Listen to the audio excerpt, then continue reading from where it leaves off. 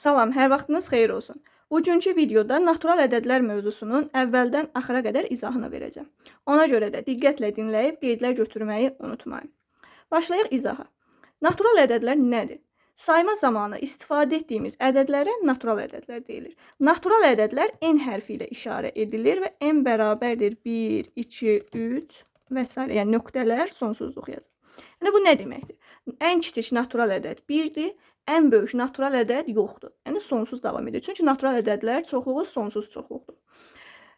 Bir şeyi yadımızda saxlayaq ki, 0 natural ədəd deyil. Çünki biz əşyaları sayarkən 1-dən başlayırıq, 0-dan başlamırıq. Ona görə də 0 natural ədəd sayılmır. Bəs rəqəm nədir? Yəni bəzi şagirdlər ədədlə rəqəmi qarışdırırlar. Rəqəm 10 dənə rəqəmimiz var. 0, 1, 2, 3, 4, 5, 6, 7, 8, 9. Bunlar bizim rəqəmlərimizdir. 10 dənə rəqəmimiz var. Ədəd artıq rəqəmlərdən düzəldilmiş, belə deyim, ədədlər adlanır. Məsələn, 1 rəqəmdir, 0 da rəqəmdir. Artıq 10 ədəd sayılacaq. Yadımızda saxlayaq ki, hər bir rəqəm ədəddir. Amma hər bir ədəd rəqəm deyil. Məsələn, 10 ədəddir. Mən buna rəqəm deyə bilmərəm. Amma 1 həm ədəd sayılır, həm də rəqəm sayılır. Bunu da yadımızda saxlayaq. Yəni, rəqəmlər ədədləri yazarkən istifadə etdiyimiz simvollardır. 10 dənə də rəqəmimiz var. Daha sonra, natural ədədlərin cəmi, hasili, qüvvəti həmişə natural ədəd sayılır. Amma natural ədədlərin fərqi və nisbəti natural ədəd ola da bilər, olmaya da bilər. Məsələn, nümunə göstərim. 5 natural ədəddir. 6 da natural ədəd. Artıq 5-dən 6 çıxsam, olacaq -1. -1 natural ədəd sayılmır. Eyni zamanda 7 natural ədəddir, 8 də natural ədəddir. Və 7-ni 8-ə böləndə alınır 8-də 7. Bunu da növbəti bölmələrdə öyrənəcəyik. 8-də 7 rasional ədəddir. Yəni natural ədəd sayılmır. Ona görə də deyirik ki, natural ədədlərin fərqi və nisbəti natural ədəd ola da bilər, olmaya da bilər. Məsələn, bu halda natural ədəd olmadı. Amma tutaq ki, 7 minus 5 bərabərdir 2 oldu natural. Məsələn, bu halda göstərdik ki, natural ədəd deyil. Məsələn, 16 bölü 8 bərabərdir 2. Artıq burada natural ədəd olur. Yəni, belə deyirik ki, natural ədədlərin fərqi və nisbəti natural ədəd ola da bilər, olmaya da bilər. Amma natural ədədlərin cəmi, hasili və qüvvəti həmişə natural ədəd olacaq. Bunu yadımızda saxlayaq. Daha sonra natural ədədlərin mərtəbə qiymətlərinin cəmi şəklində necə yazılır? Bunun üçün biz natural ədədləri mərtəbələrə və siniflərə ayırırıq. Yadımızda saxlayaq ki, sağdan sola doğru siniflər, bax bu şəkildədir. Təkliklər sinifi, bura yazaq. Daha sonra gəlir minliklər sinifi. Qısa şəkildə yazıram. Sonra gəlir milyonluqlar sinifi. Daha sonra gəlir milyardlıqlar. Daha sonra gəlir trilyonluqlar. Düzdür, trilyondan sonra da sinifimiz var, amma artıq biz ondan sonra öyrənmirik. Deməli, sağdan sola doğru siniflərin sıralaması budur. Yadımızda saxlayaq ki, hər sinif 3 mərtəbədən ibarətdir. Təkliklər sinifinin mərtəbəsi təklik, onluq, yüzlük. Minliklər sinifinin mərtəbəsi minlik, 10 minlik, 100 minlik. Milyonluqlar sinifinin mərtəbəsi milyon, 10 milyon, 100 milyon. Milyardlıqlar sinifinin mərtəbəsi milyard, 10 milyard, 100 milyard. Trilyonluqlar sinifinin mərtəbəsi trilyon, 10 trilyon, 100 trilyon. Yəni bu şəkildə. Yəni yadımızda saxlayırıq ki, hər sinif 3 mərtəbədən ibarətdir. Tutaq ki, biz böyük bir natural ədədi yazmaq istəyirik. Bunun üçün nə edirik? Asan yolunu öyrədim sizə. Əsas odur ki, siz siniflərin sıralamasını əzbər yadınızda saxlayasınız. Məsələn, verib ki, 8 trilyon, 12 milyon, 7005. Belə bir böyük bir natural ədəd verir. Deyir ki, bunu rəqəm şəklində yazıq. Yəni ancaq rəqəmlərlə yazmaq lazım. Bunun üçün nə edir? Hər sinif bilirik ki, 3 mərtəbədən ibarətdir. 8 trilyon. Baxırıq trilyon sinifinə. Və dedik ki, hər sinif 3 mərtəbədən ibarət olmalıdır. Mən 8-də 1 mərtəbə var, düzdürmü? Və bunu 008 yazıram. Çünki 3 mərtəbədən ibarət olmalıdır. 008 elə 8 verir. Ancaq 0 ilə başlayan ədədimiz olmadığına görə bax bu sıfırları yazmıram, belə deyim. Yəni yazmağa ehtiyac yoxdur. Elə 8 yazsaq kifayətdir. Daha sonra trilyondan sonra milyardlıq sinifi gəlir. Amma burada milyardlıq sinifinin adı çəkilməyib. Ona görə də onun əvəzinə 3 dənə sıfır yazacağam. Milyardlıqlar sinifindən sonra milyonluqlar sinifi gəlir və burada 12 milyondur. Diqqətlə baxsaq, burada 12-də 2 mərtəbəsi var. Üçlü mərtəbəyə tamamlamaq üçün yazıram 0,12. Daha sonra milyonluqlar mərtəbəsindən sonra gəlir minliklər mərtəbəsi və burada 7000-dir. Yəni bir dənə mərtəbədən ibarətdir. Üçlü mərtəbəyə tamamlamaq üçün yazıram 007 və burada 5 təşkilçilər sinfidir. Və bir şey də yadımızda saxlayaq ki, biz natural ədədləri belə deyim, oxuyanda təşkilçilər sinfinin adı çəkilmir. 5 təkliş demirik, elə 5 deyirik. Və bir mərtəbədir burada, 5-dir. Üçlü mərtəbəyə tamamlamaq üçün əvəzinə yazıram 005. Deməli, 8 trilyon, 12 milyon, 7005 rəqəmlər şəklində baxın bu şəkildə yazılır. Və böyük bir natural ədəd verilsə, onu necə oxuyuruq, onu izah edim. Tutaq ki,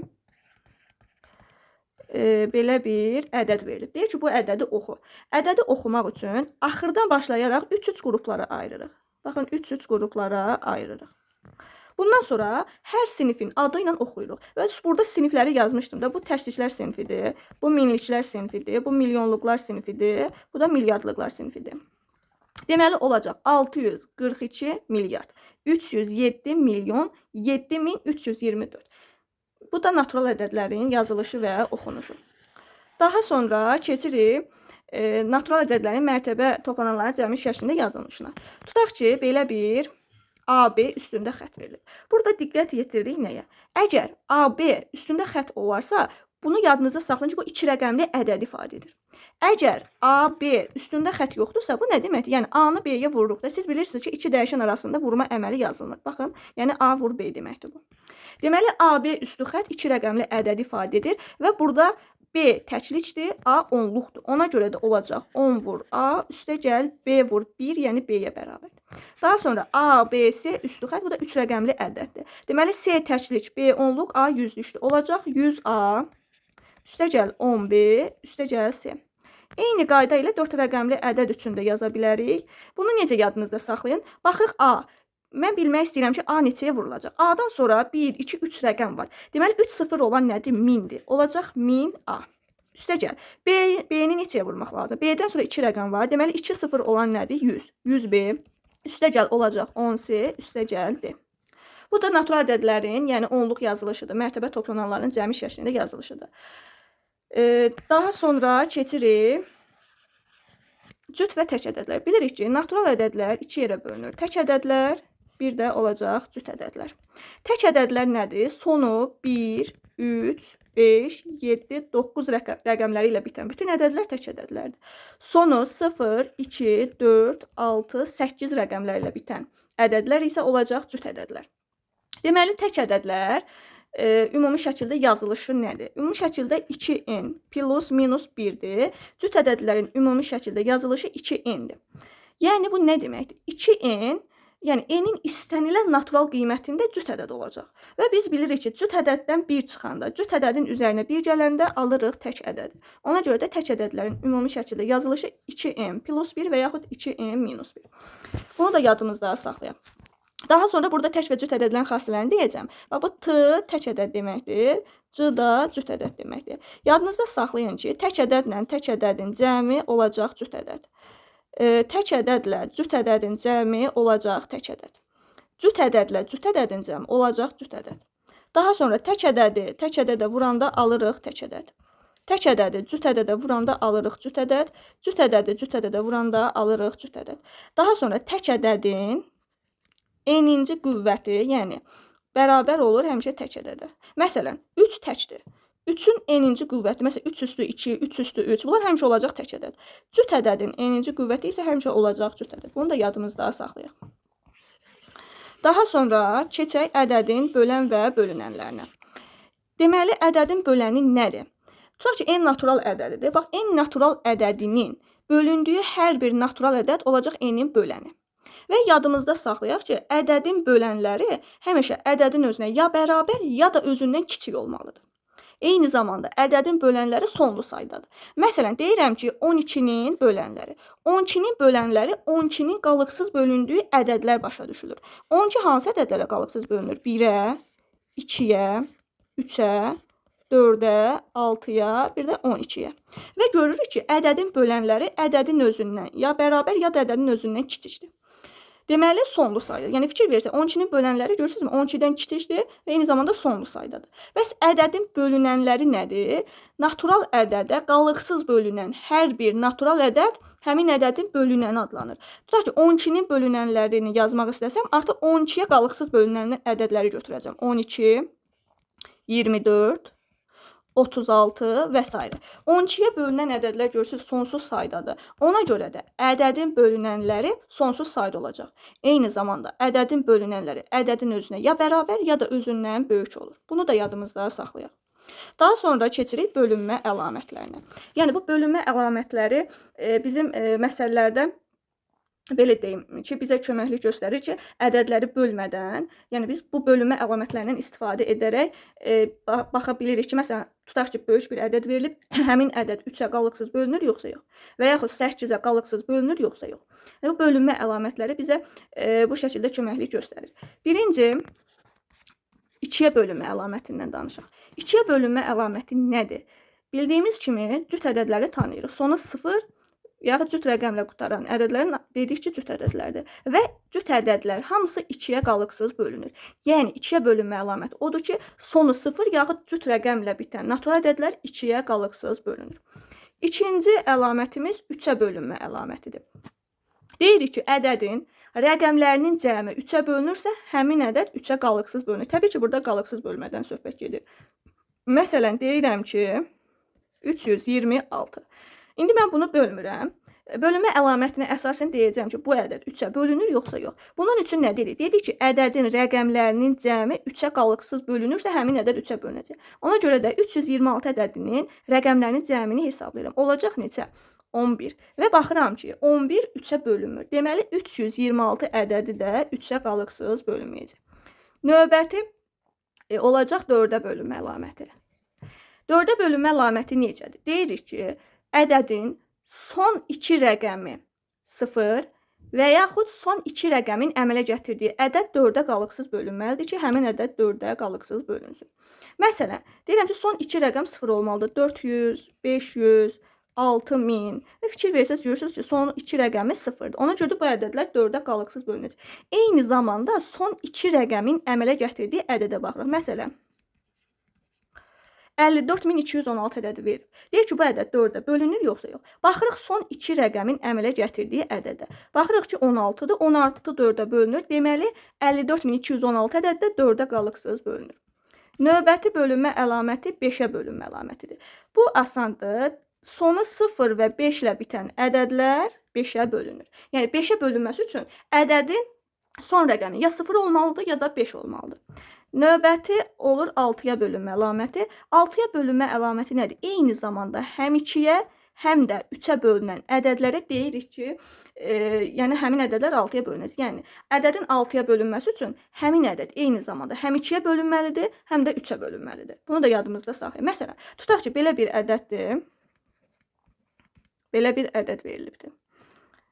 İndi bizdən soruşur ki, bu ədəd 6-ya bölünür yoxsa? Bunun üçün 2 və 3-ə bölünməsini yoxlamaq lazımdır. Baxıram ki, 3245 ədədi 2-yə bölünmür. 2-yə bölünmürsə, deməli heç 6-ya da bölünməyəcək. İndi baxıram 32000, tutaq ki, 452 ədədi. Bu ədəd 2-yə bölünür, çünki sonu cütdür. İndi mən yoxlamalıyam ki, 3-ə bölünür yoxsa? Bunun üçün ədədin rəqəmlərinin cəmini hesablayıram. Olacaq neçə? 5, 4, 9, 9 ilə 5-i toplayıram. 14, 14 ilə 2, 16.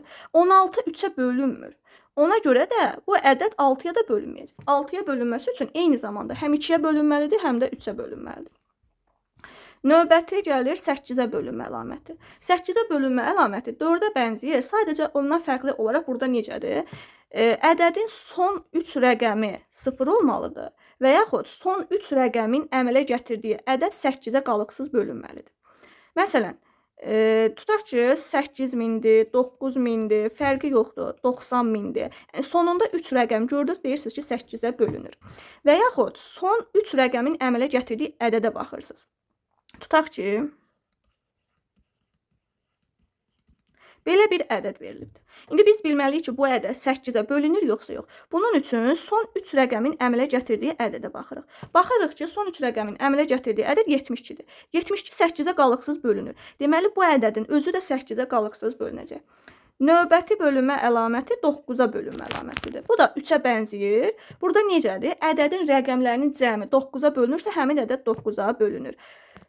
Daha sonra növbəti gəlir 10-a bölünmə əlaməti. 10-a bölünmə əlaməti sonu 0-la bitən bütün ədədlər 10-a bölünür.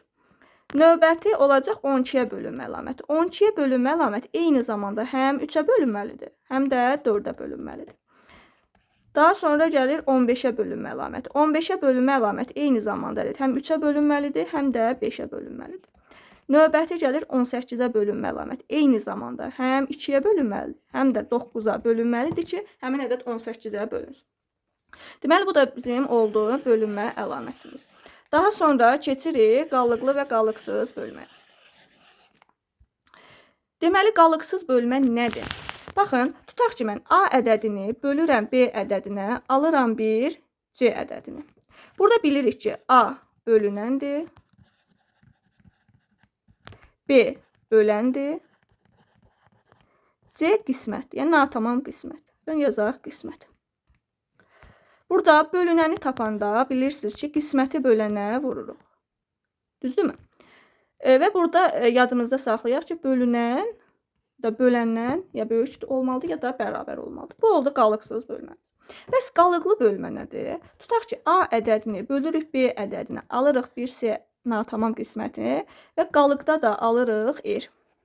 Qalıqda alırıq R. Tutaq ki, məsələn, 27-ni bölürük 4-ə. Neçə düşər? 27-ni 4-ə böləndə 6 düşür. Qalıq qalır 3. Düzdürmü? Bu şəkildə. İndi burada bildik ki, A bölünən, B bölən, C natamam qismət, R də qalığı ifadə edir. Və burada bölünəni tapanda qisməti vururuq bölənə, üzərinə gəlirik qalığı. Bunu da yadımızda saxlayaq. Və burada əsas bir qeydi deyim, qalıqla bölən arasında əlaqə olmalıdır. Baxın, qalıq R-dir, bölən B-dir. Yadınızda saxlayın ki, qalıq böləndən hökmən kiçik olmalıdır. Bərabər və böyük ola bilməz. Buradan yazıram R kiçikdir B-dən.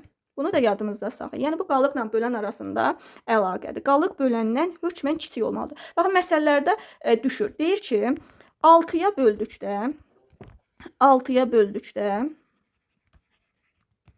alına bilən qalıqların cəmini tapın. 6-ya böldükdə alına bilən qalıqların cəmini tapın. Deməli, bu məsələ, baxın, bu R kiçikdir B şərtinə görə necə olacaq? Dedik ki, qalıq böləndən hökmən kiçik olmalıdır. 6-ya böldükdə dediyimizə görə bölən 6-dır. Deməli, alına bilən qalıqlar hökmən 6-dan kiçik olacaq. Ya olacaq 0, ya 1, ya 2, ya 3, ya 4, ya da 5.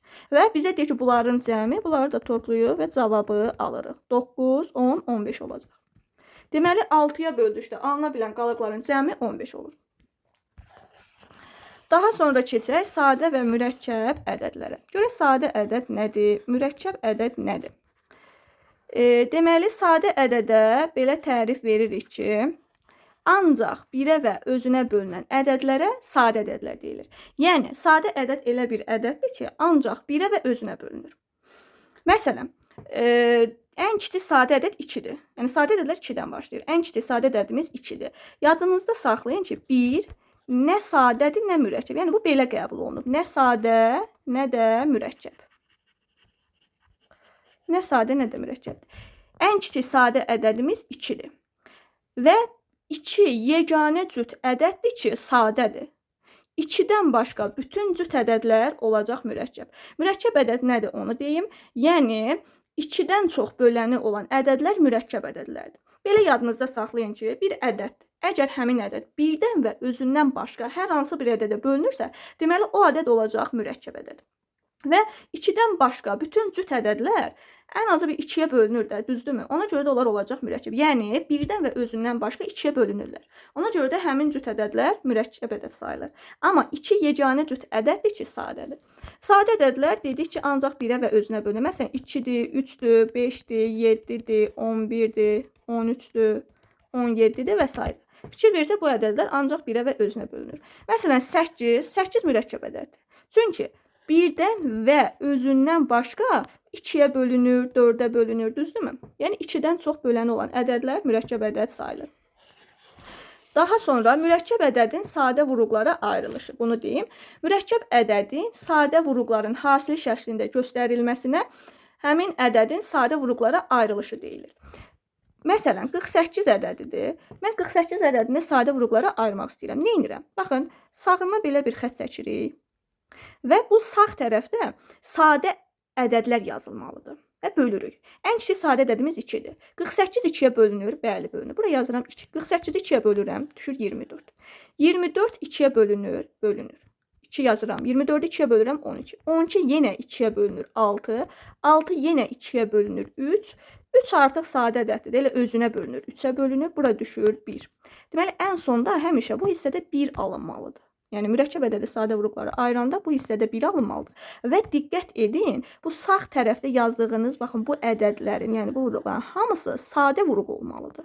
Çünki mürəkkəb ədədi sadə vuruqlara ayırırıq. Yəni, burada mürəkkəb ədəd ola bilməz. Çox vaxt şagirdlər, məsələn, 48 yazır belə. Sonra belə xətt çəkir, bölür 4-ə, yazır 12.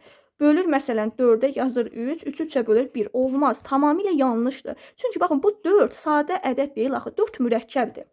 Ona görə, yəni sağ tərəfdə yazacağınız bütün ədədlər sadə ədədlər olmalıdır. Yoxluyursunuz 2-yə. 2-yə bölünürsə bölürsünüz. 2-yə bölünmürsə 3-ü yoxluyursunuz. 3-ə bölünmürsə 5-i yoxluyursunuz. 5-ə bölünmürsə 7-ni yoxluyursunuz. Yəni bu şəkildə. Yəni sadə vuruqlara bölünməlidir. Deməli, 48 ədədini sadə vuruqlara ayıranda olur belə. 2 vur, 2 vur, 2 vur, 2 vur, 3 bu şəkildə. Deməli 4 dənə 2 var, bir dənə də 3 var. Bu belə. İndi buna aid məsələlər düşür. Deyəcək ki, məsələlərdə 48 ədədinin neçə sadə vuruğu var? Neçə sadə vuruğu var? Sadə vuruqların sayını tapanda, baxın, bu sağ tərəfdə gördüyünüz bütün ədədləri sayırsınız. Hamısını götürürsünüz. 1, 2, 3, 4, 5. Deməli, 5 dənə sadə vuruğu var. Ola bilər, sizdən soruşa bilər, neçə müxtəlif sadə vuruğu var? Neçə müxtəlif sadə vuruğu var? Müxtəlif sözünün mənasını bilirsiniz də. Müxtəlif, yəni təkrarlanma olmasın, eynilər olmasın. Müxtəlif sadə vuruq deyəndə təkrarlanan vuruqlardan bir dənə götürürsünüz. Məsələn, 4 dənə 2 var, bir dənə 2 götürürəm. Bir dənə də 3 götürürəm. Deməli, müxtəlif sadə vuruqların sayı 2 dənədir.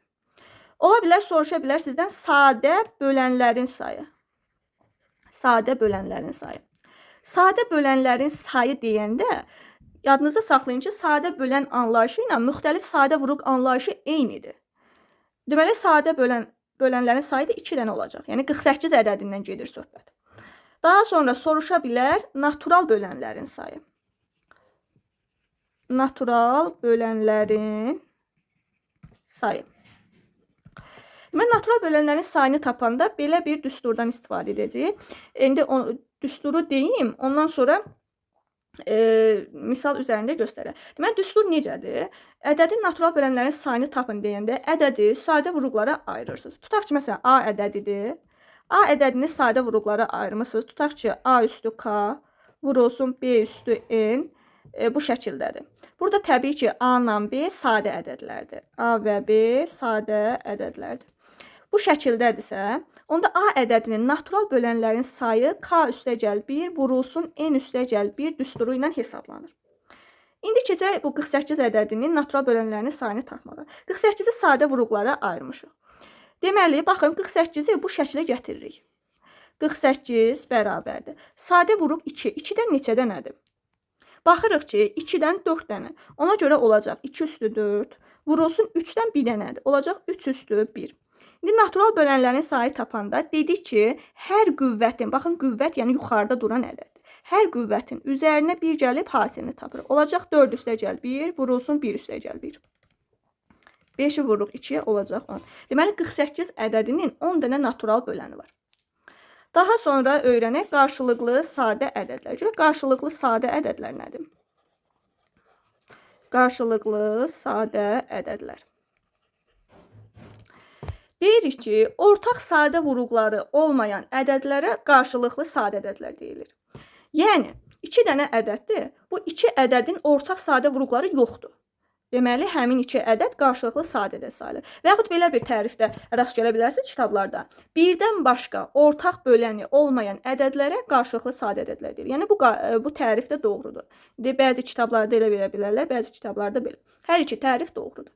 Məsələn, deyirəm ki, 9 və 25 ədədləri. Görək 9 ilə 25 ədədi qarşılıqlı sadə ədədlərdir, yoxsa yox? Bunun üçün hər ikisini sadə vurğulara ayırıram. 9-u 3-ə bölürəm 3, 3-ü 3-ə bölürəm 1. 25-i sadə vurğulara ayırsaq, 25-i 5-ə bölürük 5, 5-i 5-ə bölürük 1. Və baxsaq, burada fikir versək, 9-un sadə vurğuları 2 dənə 3, 25-in sadə vurğuları 2 dənə 5. Görürsünüzmü? Ortaq sadə vurğuları yoxdur. Ona görə də 9 və 25 ədədləri qarşılıqlı sadə ədədlər olacaq. Qarşılıqlı sadə ədədlər. Burada 3 dənə qeyd deyəcəm. 3 əsas qeyddir. Bunu yadınızda saxlayın. Çünki məsələlərdə istifadə olunacaq. Qeydimizin birincisi nədir? Deyirik ki, ardıcıl gələn 2 natural ədəd, qısa yazım burada. Ardıcıl gələn 2 natural ədəd qarşılıqlı sadədir. Yəni 2 dənə ardıcıl natural ədəd gördünüz, deyirsiniz ki, qarşılıqlı sadədir. 5, 6, 10, 11, 101, 102 və s. Ardıcıl gəldiklərinə görə qarşılıqlı sadə olacaq. İkinci qeydimiz belədir ki, ardıcıl gələn tək natural ədədlər. Ardıcıl gələn tək natural ədədlər qarşılıqlı sadədir. Məsələn, 17 tək ədəddir. 17-dən sonra gələn ardıcıl tək ədəd olacaq 19. Deməli, 17 ilə 19 qarşılıqlı sadə ədədlərdir. Məsələn, deyirəm ki, 203 tək ədəddir. Ondan sonra gələn tək ədəd olacaq 205. Deməli, bunlar qarşılıqlı sadədir. Üçüncü qeydimiz belədir ki, vahid, yəni 1 və istənilən ədəd qarşılıqlı sadədir. 1 və istənilən ədəd qarşılıqlı sadədir. Yəni, 1 ilə istənilən ədədi götürün, deyirsiniz ki, qarşılıqlı sadədir. 1 və 100. 1 və 205. Fərqi yoxdur. 1 ilə istənilən ədəd qarşılıqlı sadə olacaq. Deməli, bu 3 qeyddən əlavə də ortaq sadə vurğuları olmayan ədədlər qarşılıqlı sadə ədədlər sayılacaq. Deməli, daha sonra öyrənirik əbob və əkobu. Əbob. Əbob nədir? Əbob, yəni o da baş hərflərindən qısaldılmış formada yazıblar. Ən böyük ortaq bölən. Ən böyük ortaq bölən. Deməli, əbob nədir? 2 dənə ədəddir. Tutaq ki, A və B ədədləri. Bu 2 ədədin hər ikisinin bölündüyü ən böyük natural ədəd həmin ədədlərin ən böyük ortaq böləni sayılır. Yəni, əbobu sayılır. A və B ədədlərinin əbobu, baxın bu şəkildə yazılır. Əbob, A, B. Yəni, A ilə B-nin əbobu nə deməkdir? A və B-nin ortaq bölənlərinin ən böyüyü sayılır əbob. Yəni, çox vaxt bəzən görürsən ki, şagirdlər 2 ədədin əbobunu hesablayıb, məsəl üçün deyirəm, indi izah edəcəm. Tutaq ki, əbob, məsələn, 14 ilə, tutaq ki, 9-un, 14 ilə 9 deməyim də, məsələn, 14 ilə 20 deyim. 14 ilə 20-nin əbobunu hesablayır, məsəl üçün, alır 4. Tutaq ki, mən heç yoxlamadan deyirəm ki, bu tamamilə səhvdir. Yəni, 14 ilə 20-nin əbobu 4 ola bilməz. Nəyə görə 4 ola bilməz? Mən bunu nəyə əsasən deyirəm? Heç yoxlamıram. Deyirəm ki, əbob elə bir ədəddir ki, verilən ədədlərin hər ikisi həmin ədədə bölünməlidir. Çünki nə dedik? A və B-nin ortaq bölənlərinin ən böyüyü əbob sayılır. Düzdürmü? Deməli, əbobu göstərən ədəd elə bir ədəddir ki, o verilən ədədlərin hər ikisi həmin ədədə bölünməlidir. Mən baxıram ki, 14 4-ə bölünmür. Düzdürmü? Ona görə də 14 ilə 20-nin əbobu 4 ola bilməz. Bu şəkil, yəni heç yoxlamadan, sadə vurğular ayırmadan deyirəm ki, 14 ilə 20-nin əbobu 4 ola bilməz. Yəni, bunu yadınızda saxlayın ki, əbob elə bir ədəddir ki, yəni 2 ədədin əbobu elə bir ədəddir ki, həmin ədədlərin hər ikisi o əbobu göstərən ədədə mütləqdir ki, bölünməlidir. Çünki əbob 2 ədədin ortaq bölənlərinin ən böyüyüdür.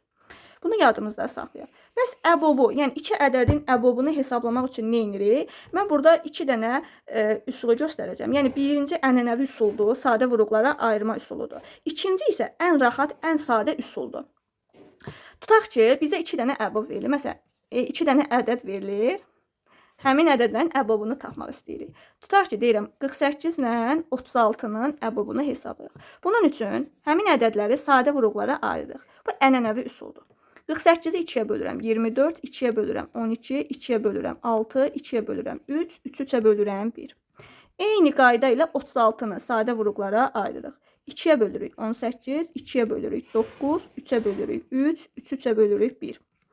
Burada nə edirik? Sadə vuruqları ayırdıqdan sonra əbobu hesablamaq üçün hər iki ədəddə ortaq sadə vuruqları seçib hasini tapırıq.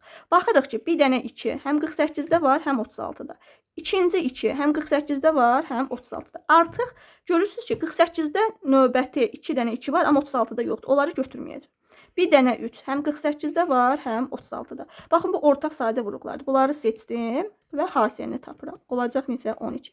Mən 48 ilə 36-nın əbobu 12-dir. Və görürsünüzmü? Tapdığım ədəd neçədir? 12. Və fikir verirsiniz, 48 də 12-yə bölünür, 36 da 12-yə bölünür. Düzdürmü? Yəni 48 ilə 36-nın ortaq bölənlərin ən böyüyü 12-dir. Yəni əbobları 12 olacaq. Bu bizim bildiyimiz ənənəvi üsuldur. İndi isə sizə ən asan, ən rahat üsulu göstərəcəm. Bu üsul ancaq 2 ədədin əbobunu hesablayanda yəni istifadə edə bilərik. 3 ədəd olduqda istifadə edə bilmirik. İndi nə edək? 48 ilə 36-nı elə əbobun üzərində göstərəcəm. Deməli, kəsr xətti çəkirik. Bu verilən ədədləri kəsr şəklində yazırıq. Kəsrin məxrəcində 48, surətində 36 yazılır. Və bu kəsri tam ixtisar edirik. Əgər tam ixtisar edə bilmiriksə, hissə-hissə ixtisar edə bilərik də, düzdürmü? Bunun üçün 36 ilə 48-i əvvəl 4-ə bölürəm. Düşür 12-də 9. Daha sonra 12-də 9 kəsrdə ixtisar olunur, 3-ə bölünür, olur 4-də 3. Artıq 4-də 3 kəsri ixtisar olunmur. Deməli, 48-də 36 kəsrini tam ixtisar etdikdə alırıq 4-də 3. Və əbobu hesablayanda, baxın, qarşı-qarşıya bölürük. 36-nı bölürük 3-ə, olacaq 12. 48-i bölürük 4-ə, alırıq 12. Baxın, bu aldığımız ədəd olacaq əbob. 48 ilə 36 əbobu oldu 12. Daha sonra əkob nədir? Onu izah edeyim. Əkob isə verilən ədədlərin ortaq bölünənlərinin ən kiçiyidir. Yəni bu şəkildə. 2 ədədin ortaq bölünənlərinin ən kiçiyi bizə verir əkobu. Əkob ən kiçik ortaq bölünəndir. Ən kiçik ortaq bölünən. A ilə B-nin əkobu bu şəkildə yazılır. Əkob A, B. Nə deməkdir? A və B natural ədədlərinin hər ikisinə bölünən ən kiçik natural ədəd A və B ədədlərinin əkobu, yəni ən kiçik ortaq bölünəni sayılır. Və əkob AB şəklində işarə olunur. 2 ədədin əkobunu hesablamaq üçün yenə həm ənənəvi üsulu deyəcəm, həm də mənim dediyim rahat üsulu. Ənənəvi üsul bildiyimiz kimi sadə vuruqlara ayırma üsuludur. Bunu deyək burada. Məsələn, əkob 24, bir də olsun 40. Yəni 24 ilə 40-ın əkobunu hesablamaq istəyirik. 24-ü sadə vuruqlara ayırırıq. 2-yə bölürük 12, 2-yə bölürük 6, 2-yə bölürük 3, 3-ə bölürük 1. 40-ı sadə vuruqlara ayırırıq. 2-yə bölürük 20, 2-yə bölürük 10, 2-yə bölürük 5, 5-i 5-ə bölürük 1. Bunun üçün nə edirik? Böyük ədədin bütün sadə vuruqlarını yazacağam. Baxın, 40, böyük ədəd 40-dır. 40-ın bütün sadə vuruqlarını yazıram. 2 vur, 2 vur, 2 vur, 5. Vurulsun. Sonra baxıram digər ədədin vuruqlarına. 24 ədədinin vuruqlarından, sadə vuruqlarından hansı 40 ədədinin vuruqlarında yoxdursa onu yazacağım. Baxın, 3 dənə 2 var. 24-də də var, 40-da da var. Amma bir dənə 3, 24-də var, amma 40-da yoxdur. Ona görə də vur 3 yazacağım. Bura kimi 40-dır. 40-ı vururuq 3-ə, olacaq 120. Deməli, 24 ilə 40-ın əkobu oldu 120. İndi bəs sadə üsulla necə yazarıq? Yenə əbobda necə deyirik? Kəsr şəklində yazırıq. Burada da elədir. 24 ilə 40-ı kəsr şəklində yazırıq. Məxrəcdə böyük ədəd, surətdə kiçik ədəd. Daha sonra hissə-hissə ixtisar edirik. 24 ilə 40 8-ə ixtisar gedir. Elə birbaşa 8-ə ixtisar gedir. Bura düşür 3, bura düşür 5. Tam ixtisar etdik, aldıq 5-də 3. Yəni, əgər tam ixtisar edə bilmirsinizsə, hissə ixtisar edə bilərsiniz. Məsələn, əvvəl 2-yə bölərsiniz, sonra yenə ixtisar gedirsə, bölürsünüz bu şəkildə. Yəni, 40-da 24 kəsrini biz tam ixtisar etdik, aldıq 5-də 3. Əkobu tapanda nə edirik? Çarpaz vururuq. 24-ü vururuq 5-ə, olur 120. 40-ı vururuq 3-ə, olur 120. Görürsünüzmü? aldığımız ədəd olur əkov. Yəni biz sadə vurğulara ayıranda da elə 120 tapmışdıq. Yəni dediyim kimi bu üsul, yəni ən sonuncu dediyim bu üsul ancaq 2 ədədin əkovunu hesablamaq üçün doğru. Yəni 3 ədəd olduqda bu üsul vasitəsilə yaza bilmirik. Daha sonra burada əbov və əkov üçün ən vacib düsturlar var, onları deyim. Yəni bu düsturları əzbər bilməyiniz lazımdır. Çünki demək olar ki, məsələlərin çoxsunda bu düsturlardan istifadə edirik. Ona görə də qeyd götürün, yaxşı-yaxşı öyrənin, yadınızda saxlayın. Öyrənmək üçün də düsturu öyrəndiniz, ona aid hər hansı bir məsələni həll edin, özünüz sərbəst həll edin. Çünki ola bilər ki, 10 dənə düsturu sərbəst bilərsiniz, amma qarşınıza bir dənə məsələ çıxanda bilməzsiniz ki, bu məsələyə bu 10 düsturdan hansını tətbiq edəsiniz. Ona görə də düsturları, qaydaları öyrəndiniz və ona aid məsələlər işləyin. Çoxlu məsələlər işləyin. Birinci dəfə tutaq ki, yaza bilməzsiniz, müəllim sizə köməklik göstərər. Artıq ikinci dəfə özünüz sərbəst yazarsınız. Yəni, hər hansı bir məsələnin həll yolunu bilsəz, ona uyğun ikinci məsələni özünüz yazın. Sərbəst yazın ki, o, belə deyim, yəni o tətbiq sizdə formalaşsın. Özünüz bilirsiniz də, riyaziyyat tətbiq tələb edir. Yəni, dediyim budur ki, qaydaları, düsturları öyrəndiniz, həmin qaydanı, həmin düsturu hər hansı bir məsələyə tətbiq edin. Ki, daha, necə deyim, o bilik sizdə möhkəmlənsin. İndi keçək əbov və əkov üçün ən vacib düsturlarımıza. Birincisi belədir. Eyni ədədlərin əbobunu əkovuna vuranda, yəni əbob AB vurulsun əkov AB bərabər olacaq A vurulsun B-yə. Bu düstur A və B-nin istənilən qiymətində doğrudur. Yəni, eyni ədədlərin əbobunu əkovuna vuranda həmin ədədlərin hasili alınır. Baxın, bu ortada vurma olanda doğrudur. Məsələn, toplama, çıxma, bölmə olanda doğru deyil. Təbii ki, toplama, çıxma, bölmə olsa, əvvəlcə əbobu hesablayırsınız, sonra da əkobu hesablayırsınız. Toplamadırsa toplayırsınız, çıxmadırsa çıxırsınız, bölmədirsə bölürsünüz. Bu düstur ancaq əbob AB vurulsun əkov AB olduqda doğrudur. Yəni, bərabər olur elə həmin ədədlərin hasilinə. Məsələn, nümunə də göstərim. Tutaq ki, əbob 24, 10 vurulsun əkov 24, 10. Bərabər olacaq. Görürsünüz, elə eyni ədədlərin əbobuna, əkovuna vurulması. Olacaq elə 24 vur 10. Bərabərdir 240. İkinci düsturumuz belədir ki, A və B ədədləri qarşılıqlı sadə ədədlər olarsa, yəni A və B ədədləri qarşılıqlı sadə ədədlər olarsa, əbob AB bərabərdir 1, əkov AB bərabərdir A vurulsun B-yə. Onu da yadınızda saxlayın. Yəni, nə deməkdir? Qarşılıqlı sadə ədədlərin əbobu 1-ə, əkobu isə onların hasilinə bərabərdir. Üçüncü qeydimiz belədir ki, əgər A ədədi B-yə qalıqsız bölünürsə, burada kiçik ədədi, yəni böləni əbob götürürsünüz. Böyük ədədi, bölünəni də əkov götürürsünüz. Məsələn, deyirəm ki, əbob AB. Belə yazaq. Əbob AB. Baxırıq ki, A ədədi B-yə bölünür. Deməli, burada A bölünəndir, B də böləndir. Yəni, təbii ki, bölündən həmişə böyük olur da. Ona görə əbob nədir? Ən böyük, ortaq böləndir. A ədədi B-yə qalıqsız bölündüyünə görə B olacaq bölən, yəni kiçik ədəd olacaq əbob. Əkov AB də olacaq A. Məsələn, tutaq ki, deyirəm ki, əbob 20-40. Bunu heç sadə vurğulara ayırmadan biz bu qaydaya, üçüncü qaydaya əsasən deyirik ki, əbob 20-dir. Nəyə görə? Çünki 40 20-yə bölünür. Dedik ki, bir ədəd digərinə qalıqsız bölünürsə, kiçik ədədi əbob götürürüz. Yəni, kiçik ədəd ilə böləndir də, olacaq 20. Təbii ki, bu ədədlərin əkobu olacaq 40. Böyük ədədi, yəni bölünəni də əkob götürürsünüz. Dördüncü qayda. Dördüncü qayda əbob K vurulsun A, yəni burada vurma işarəsi var. K vurulsun B. Bunun əkobu da doğrudur, bir də yazmıram. Deməli, K vurulsun A, K vurulsun B-nin əbobunu tapanda, baxın, bu K əbobun xaricinə keçir. Olur K vurulsun əbob AB. Bu şəkildə. Bunun eyni zamanda əkobu da doğrudur. Baxın, buradan əkob da yazıram ki, əkobu da doğrudur. Məsələn, nümunə göstərirəm. Əbob 42, 56. Bunu bu üsuldan da tapa bilərik. Burada yazıram ki, 42-ni yazıram. Növbəti səhifəyə keçir. Aha. 42-ni yazıram 6 vur 7.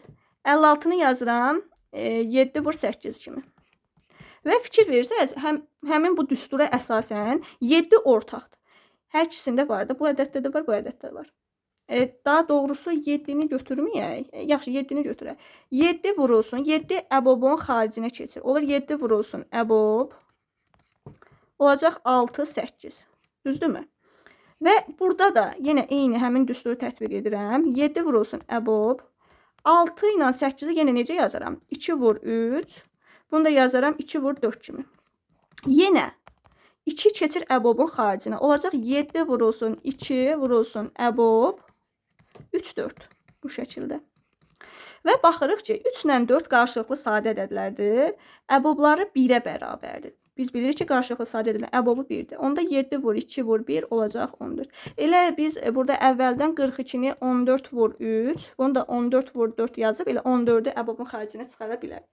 Yəni, bu yolla da, yəni bu düsturdan da istifadə edərək biz əbobla əkobu hesablaya bilərik. Daha sonra növbəti neçənci düsturdur? 5-ci düsturumuz. Aha. 5-ci düstur C'dir, C ilə bağlıdır. C nədir? C A və B ədədlərinin ortaq olmayan sadə vuruqlarının hasilidir. Buradan qeyd edim. A və B ədədlərinin ortaq olmayan sadə vuruqlarının hasilidir. Ortaq olmayan sadə vuruqlarının hasili. 2 ədədin ortaq olmayan sadə vuruqlarının hasili dedikcə siz bu C-ni nəzərdə tutun. C-ni tapanda deməli əkob AB-ni bölürük əbob AB-yə. Əbob AB bu şəkildə. Növbəti düsturumuz əbob AB-nin C ilə olan düsturdur. Əbob AB bərabərdir. Olacaq kök altında A vurulsun B bölünsün C-yə. Növbəti düstur əkob AB-nin C ilə olan düsturdur. Əkob AB bərabərdir. Kök altında A vurulsun B vurulsun C. Deməli, bu düsturları da yaxşı-yaxşı yadımızda saxlayırıq. Daha sonra axırıncı bir, 8-ci bir düsturu da deyim və yekunlaşdıraq dərsimiz. Deməli, bu düstur nədir? Tutaq ki, məsələn, deyir ki, 50-dən kiçik, 50 ilə qarşılıqlı sadə olan ədədlərin sayını. Yəni, bunu tapmaq lazımdır.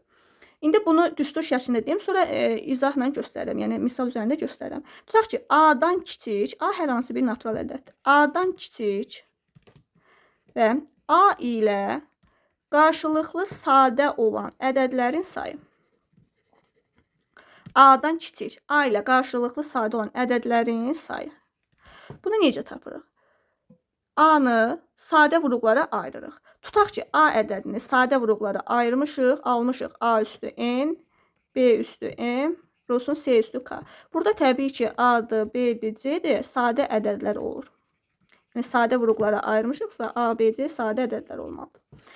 Aha, deməli, A ədədini sadə vuruqlara ayırırıq. Deməli, A-dan kiçik A ilə qarşılıqlı sadə olan ədədlərin sayı A vurulsun 1 minus, baxın, bu sadə vuruğun tərsi olacaq A-da 1 vurulsun 1 minus, bax, bu digər sadə vuruğun tərsi, yəni B-də də sadə vuruq, B-də 1 vurulsun 1 minus C-də 1. Bu düsturla hesablanır. İndi gəlin nümunə üzərində göstərək. İndi nə dedik? 50-dən kiçik, 50 ilə qarşılıqlı sadə olan ədədlərin sayını tapmaq lazımdır. Təbii ki, 50-ni sadə vuruqlara ayıraq. 2-yə bölürük 25, 5-ə bölürük 5, 5-i 5-ə bölürük 1. Bundan sonra 50-ni bu sadə vuruqların qüvvəti şəklində yaz. Olur 2 üstü 1 vurulsun 5 üstü 2. Çünki 2-dən 1-də nədir? 5-dən 2-də nədir? Ona görə 2 üstü 1 vurulsun 5 üstü 2 olur. İndi düstura əsasən nə olacaq? 50 vurulsun 1 minus, baxın, bu sadə vuruğun tərsi, 2-nin tərsi 2-də 1, vurulsun 1 minus bu sadə vuruğun tərsi, yəni 5-in tərsi 5-də 1 bərabərdir. Bunu hesablayaq, 50 vurulsun, 1-dən 2-də 1 çıxırıq, olur 2-də 1, 1-dən 5-də 1 çıxırıq, olur 5-də 4. Və bunu ixtisar edək, 50 vurulsun, 2-də 1-i 5-də 4-ə vuranda olur 10-da 4. 10-la 50 ixtisar gedir 5. 5-i 4-ə vururuq 20. Deməli, 50-dən kiçik, 50 ilə qarşılıqlı sayda olan ədədlərin sayı 20 dənədir. Deməli, əziz şagirdlər, riyaziyyat sevərlər, natural ədədlər mövzusunun izahı bu qədərdir. İzlədiyiniz üçün hər birinizə təşəkkür edirəm. İnşallah növbəti mövzuların izahında görüşənədək.